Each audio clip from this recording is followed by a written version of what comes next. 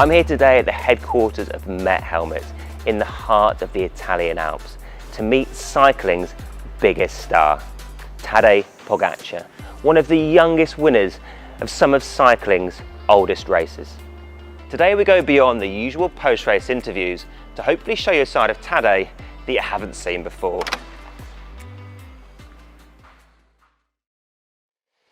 Tell me your first memory of two wheels.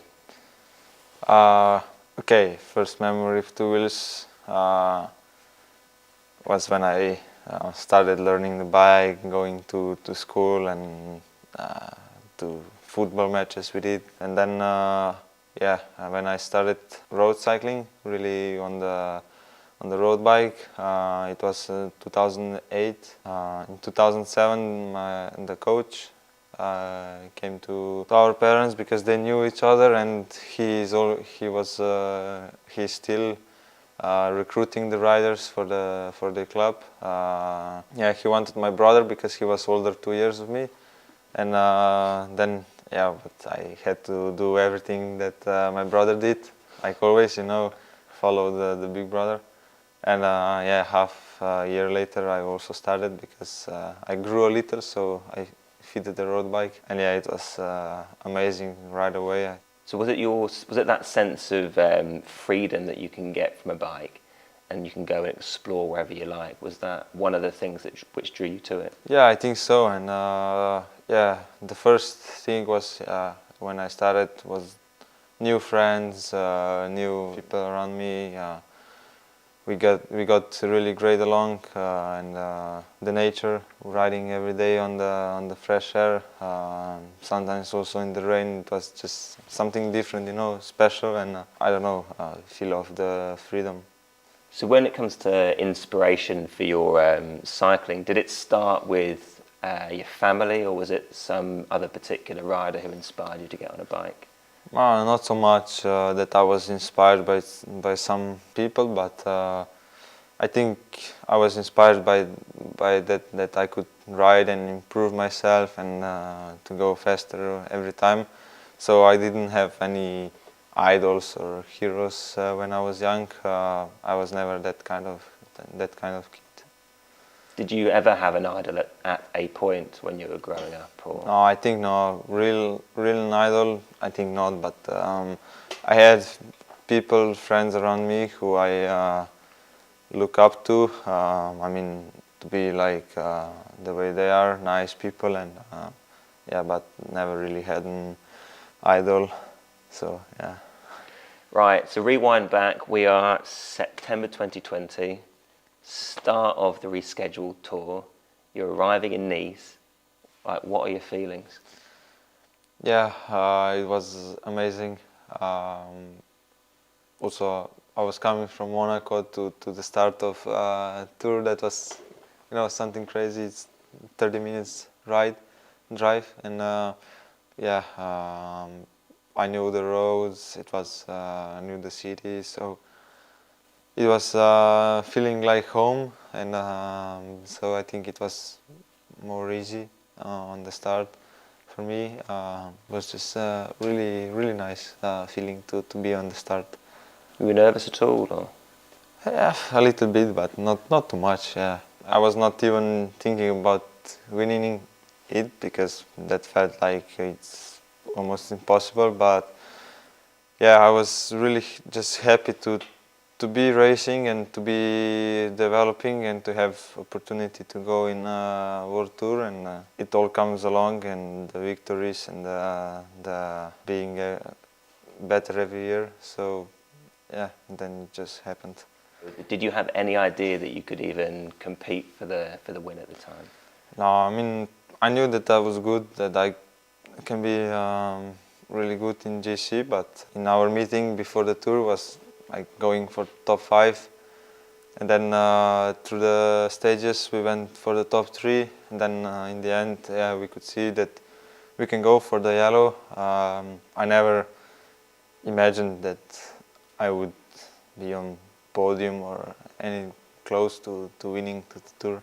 Even if couldn't go for the GC, if something would happen, then yeah, we would try to improvise and go for the stages. But yeah, the plan, we were always focused on the GC. So that first tour stage win that you had, stage 9, how did it feel? I mean, it was similar to Liège 2 weeks ago. Grabbing the helmet. Yeah, just you know, in disbelief that it really happened. You know, racing on instinct, yeah, riding bike and just go full gas. It was one of the best stages I won. So how did it compare to your other wins that you'd had in, like, for example, at Tour California or the Vuelta? Yeah, in Tour of California, I was when I won the stage, the Queen stage. That was also amazing. Always when you outsprint somebody, it feels much better than going solo for 40Ks and then just arrive and win. I mean, it feels big, you know, but it doesn't give you the excitement than when you outsprint somebody and just you can throw your hands up and just scream out that you're really happy. But yeah, all the wins I will keep in my memory. So what is like the most challenging part for you, like in a Grand Tour? Like, what's the hardest thing for you to do? If you lose time, then that's the hardest time, when nothing you can do after the race, you know. You just do like every day the same and you hope to be good next day. That's the biggest problem for me, I mean, and the hardest one, I think. Is it almost like having 21 individual races throughout a Grand Tour where you have to kind of not think too far ahead? Yeah, that's true. That's also, some people are already thinking about the 3 stages ahead, but I also know all the stages, but yeah, I just think about the next day. Okay, if it's flat race, then I think about 4 days ahead, if this first mountain stage, you know, but more or less just day by day. What was the most challenging moment on that tour? I think for the team was kind of bad when De La Cruz crashed the first day, and so he was in pain.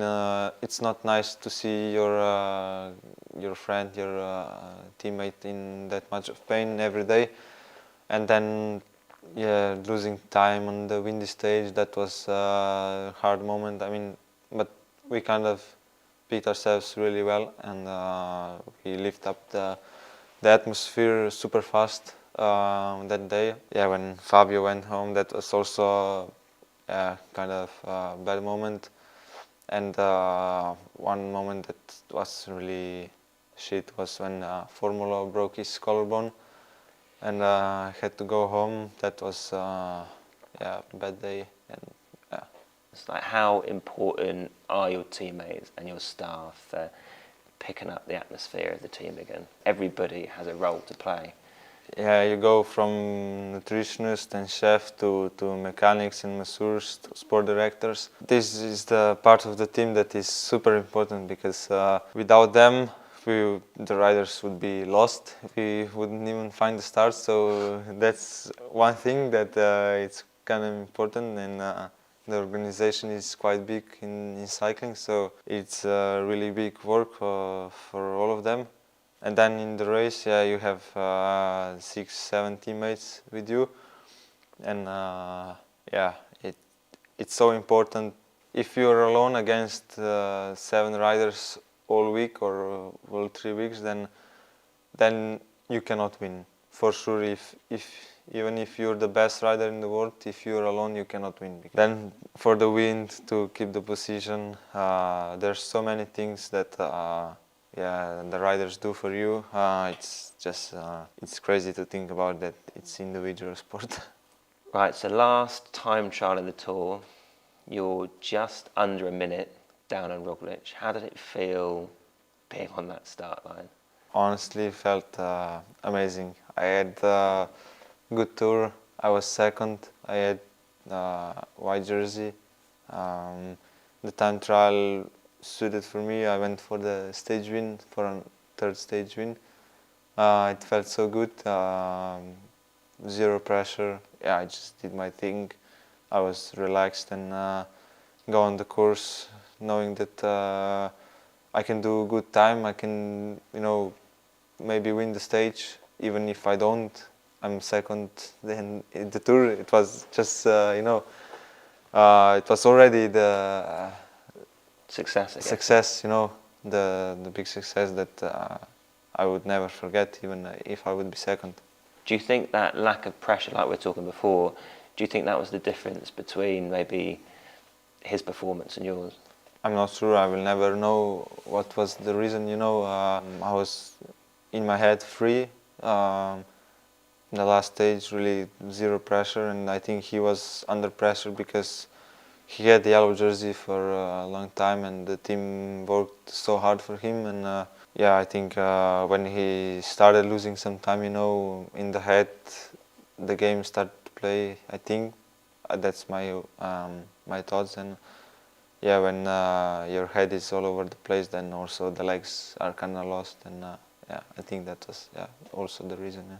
Do you find it hard, like competing with a fellow countryman, another Slovenian? Was it a hard challenge to have that rivalry between the two of you in the race? Yeah, I was really shocked and emotional after the TT. Actually, I didn't expect it. I, like everybody else, expect Primož to win.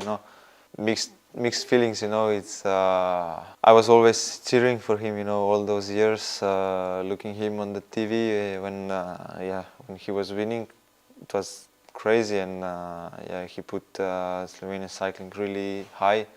Yeah, I think I was not that happy that like I should be. When I mean, that's amazing to think, like, you literally just won the tour, Yeah, I know. You have this conflicting feeling inside, having seen somebody that you've maybe like admired growing up, and then you've taken that tour away in a way. Yeah. So do you think sporting rivals can also be friends in racing? Yeah, of course. In cycling, I think there are a lot of friends in the race. You race each other, you respect each other, but of course you want to win, and you race for another team, and it's your job. And then after the race, you congratulate each other, you hug each other, and even go for a drink. Just talk about different stuff, because cycling is not everything, and you need friends also, on the job. And I think it's more nice, it's more human, to have that much of respect to your rivals is just something that people can learn from, and I think is really important to have these kind of relationships between the riders. So on TV then, you seem to almost race, honestly, with absolutely zero fear, like with such confidence. Is that something that have you always done that?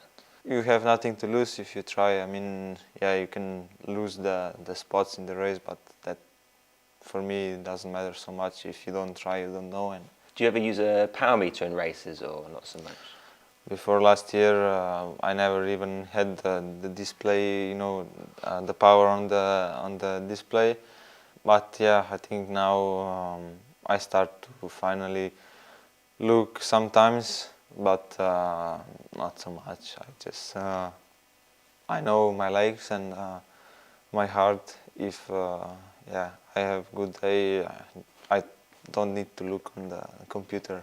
Training is one thing and racing is another, and people think that if I go on training 400 watts, then on the race I need to go also 400 watts, otherwise I will explode. But for me, the adrenaline is working on in the race, and sometimes you can go harder, sometimes you can go less, like 20 watts less, but that doesn't mean that you're shit. You just, if you start looking and you see, oh, today I'm going 20 watts less, then for sure you will get dropped at some point, because in your mind you're already telling yourself that you're not good, and if you don't look, you don't know, and it doesn't hurt, So tell me then, with Liège, did Liège play out exactly how you thought it played out in your head early on? No, I think no. I was imagining totally different. I mean, before Liège, I never thought about the finish itself. I was thinking more about the last climb, the third last climb, La Redoute. I was imagining these two climbs, going full gas and just the race to explode. And then on the race, the race exploded there, like similar like I imagined. I was even better than in my in my thoughts, you know. So it was kind of cool, yeah. But I never thought about finish itself because you never know. So did you expect it to be Ineos being the team to attack on La Redoute? No, that was a big surprise for me, but it was good for me. That made the race hard, and I had a really good day. I was eating so well, so that was perfect for me. I didn't think too much in the last few kilometers. It was just the riding my bike and trying to win. I don't know, the instinct of racing. It was not something that was planned or tactics, or I was just there doing what I do, and in the end was the right going, you know. Yeah. I think for sure for people like you and Van Aert and Van der Poel, you kind of have this new way of racing which hasn't been used in a long time, you know, like there's this racing on just pure instinct and energy rather than power meters. Yeah, I think so. Now we see more of this. I think racing on your feel, whatever you feel in the moment, you just do. You don't think about it twice or 3 times. You just do it. Yeah, and I think it's beautiful. Within Liège, what do you think was the key moment for you that helped you set up the victory? I think it started with the day before with big dinner, then big breakfast in the morning, good night's sleep. That was the key, I think. So if there's one overall tip you could give to every cyclist in the world, rest would be? Yeah, for sure. Train hard, but rest harder. As you become more and more successful in cycling, how do you balance that pressure and maintaining that enjoyment in cycling? I don't know. Every year I was better since I was a small kid, and I could see that. Other people also see that that were close to me, and but nobody really put any pressure on me. We did normal trainings, racing like for fun in younger categories, and at juniors, the second year I start to be really good and start to winning good races, and but yeah, people around me were just happy, you know, to have results, but nobody ever put really big pressure on me, and I never put pressure on myself. So even if somebody put pressure on you, then you just need to okay, whatever, and just do your best thing, because if you do your best thing, you cannot feel bad about it. But if you put then pressure on yourself, then you cannot do 100% what you do. Tour is really important. There is a lot of nervous people around me, but I know this 2 months before, then I prepare really good and focus on that, and I visualize my things and prepare good for the race, because it's important. But if you're calm and you just do step by step, then when you start racing, then it's just another bike race, because you're prepared good, and there's nothing you should be worried about, then you just do your thing. So what was your biggest cycling dream growing up? To be on the World Tour level, to be on the start of the tour, and I think that dreams just passed by, and now I'm living the dream even more than a dream. It's crazy. So there you have it, Tadej Pogačar. Now I'm off to quiz him a bit further about how he prepares for racing to get some riding tips on how to improve your climbing and descending. Wish me luck.